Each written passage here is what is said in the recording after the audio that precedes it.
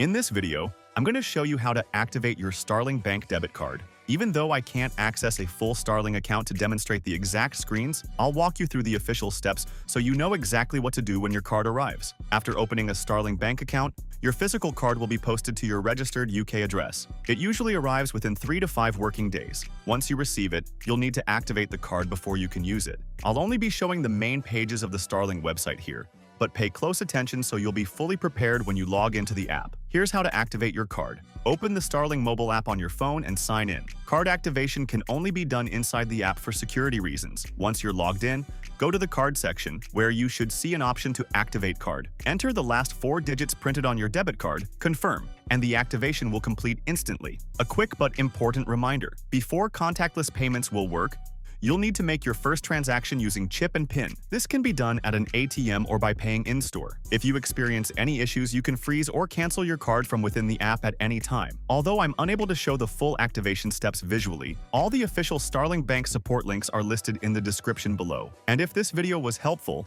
don't forget to like, share, and subscribe to the channel.